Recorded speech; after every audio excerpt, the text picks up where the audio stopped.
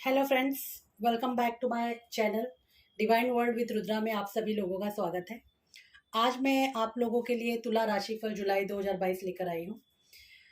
तुला राशिफल, अगर आप लोगों का लगन तुला है या आप लोगों की चंद्र राशि तुला बनती है तो ये प्रेडिक्शन आपके लिए होने वाला है। अगर आप लोगों को अपना लगन राशि नहीं पता, अपनी चंद्र राशि नहीं पता, तो उस केस में आप अपने नाम राशि से भी इसको देख सकते हैं।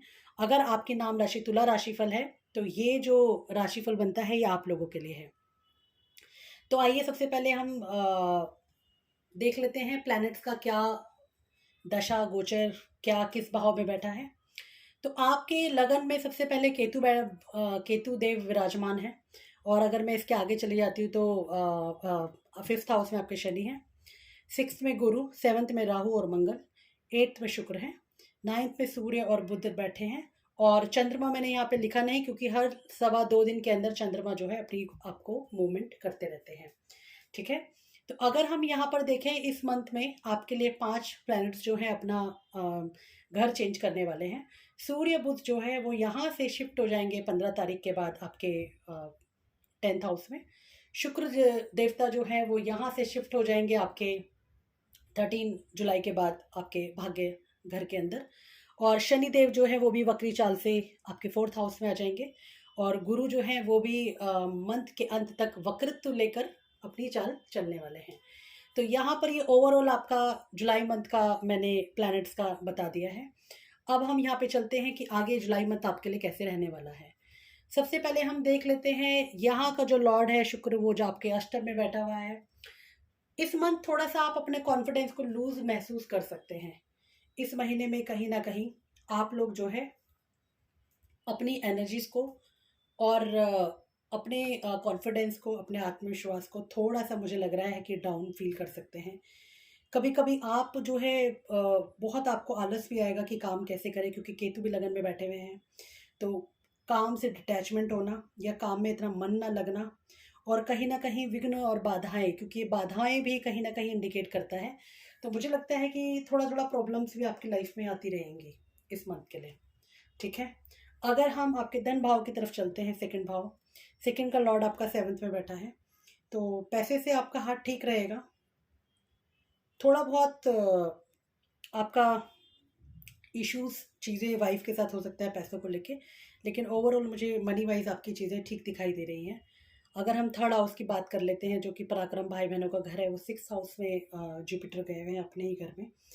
तो यहाँ पर जो आपका है थोड़ा सा इम्यून सिस्टम को आपको स्ट्रॉन्ग करना पड़ेगा, लेकिन ओवरऑल आपके लिए ठीक रहेगा। आपके अंदर हिम्मत रहेंगी, आप अपनी चीज़ों को आगे बढ़ाने के लिए पोटेंशियल देंगे।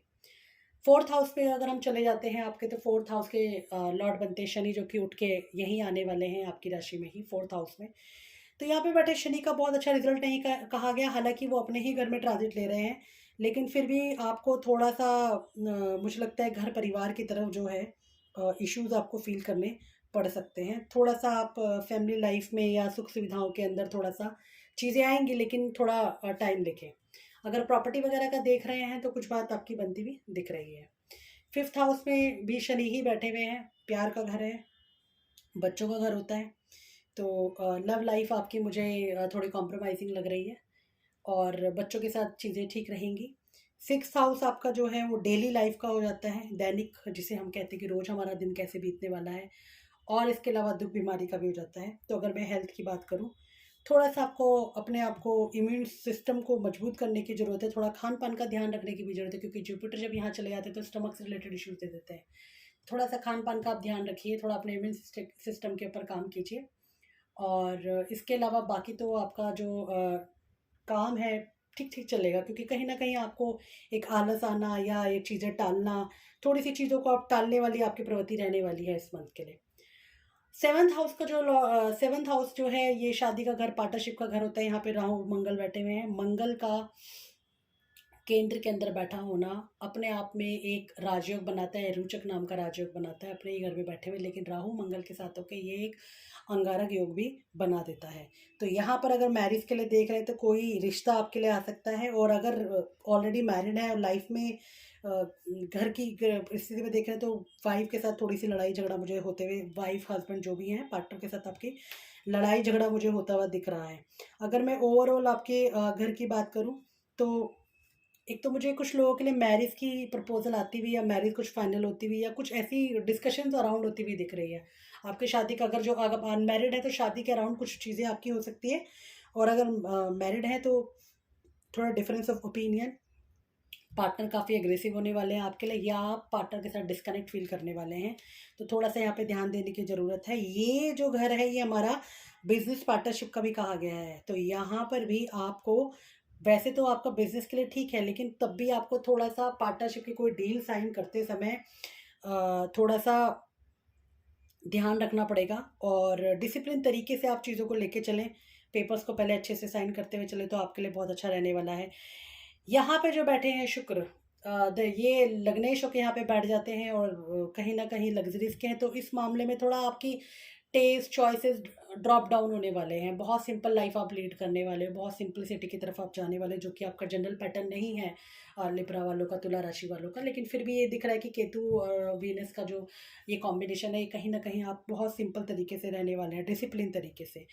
यहाँ 9th भाव को देख लेते हैं, सूर्य और बुध बैठे हुए हैं, सूर्य भाग्य भाव में बैठे हुए हैं। तो मतलब क्या, आपसे ये एक्सपेक्ट किया जा रहा है कि आप अगर चीज़ों को प्रॉपर प्लानिंग के साथ और डिसिप्लिन के साथ करते हैं तो आपके काम बहुत ईजिली होंगे। और बार बार ये आ रहा है कि शायद आपके अंदर बड़ा आलस आया होगा, काम को टालने की प्रवृत्ति होगी, वो नहीं करना है। देखिए यहाँ पे बैठे सूर्य बहुत क्लियर कट आपको इंडिकेशन दे रहा है कि तुम अगर मेरे साथ डिसिप्लिन से चलोगे तो भैया मैं भी तुमको चीज़ें ला के दूंगा।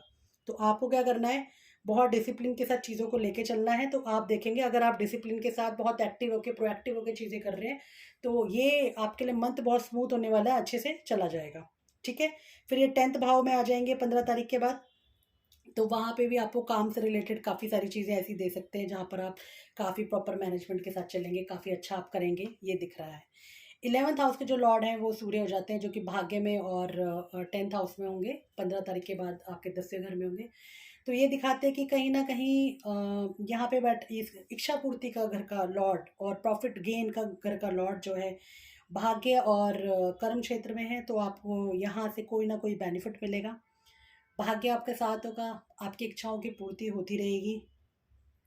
कोई अगर यात्रा का प्लान है, ये देखिए यात्रा का घर भी कहा गया है, कोई अगर यात्रा का अगर आपका प्लान है तो ये कहा जाएगा कि यहाँ पर आप जो है अपनी यात्राओं को अभी थोड़ा सा पोस्टपोन कर दें, कोई ट्रैवलिंग ना करें। बहुत अच्छी पोजीशन मुझे दिखाई नहीं देती है। और पैसों के मामले में भी ना ट्रस्ट ना करें, क्योंकि ये जो राहु मंगल की युति देखिए, पैसे के घर का लॉर्ड यहाँ बैठा है राहु मंगल के साथ, तो पैसों के मामले में ट्रस्ट मत करना, धोखा हो सकता है आपके साथ। और ये शुक्र जो है ये भी है, इसकी भी प्लेसमेंट देखिए, देख तो रहा है लेकिन प्लेसमेंट अष्टम में चली गई है, तो पैसे को लेके भी थोड़ा सा आपको ठीक ध्यान रखना पड़ेगा। और अगर मैं एजुकेशन वालों के लिए बात करूँ तो भैया बहुत मेहनत करने की ज़रूरत है। 12th हाउस का लॉर्ड है बुध, बुध जो है भाग्य घर में और 10th हाउस में होगा। तो कभी कभी आप बहुत ज़्यादा ओवर थिंकिंग कर सकते हो चीज़ों को लेके, लेकिन अगर मैं ओवरऑल देखूँ, अगर आप अपने लाइफस्टाइल में चेंज लाते हैं, अपने रेगुलर काम करने के तरीके में चेंज लाते हैं, डिसिप्लिन के साथ चलते हैं, चीज़ों को लेके बहुत अच्छे से चलते हैं, तो इस मंथ में आपके लिए करियर वाइज, डेस्टिनी वाइज, कोई विश फुलफिलमेंट के लिए बहुत अच्छा हो सकता है, कोई न्यू अपॉर्चुनिटीज आपके पास आ सकती है।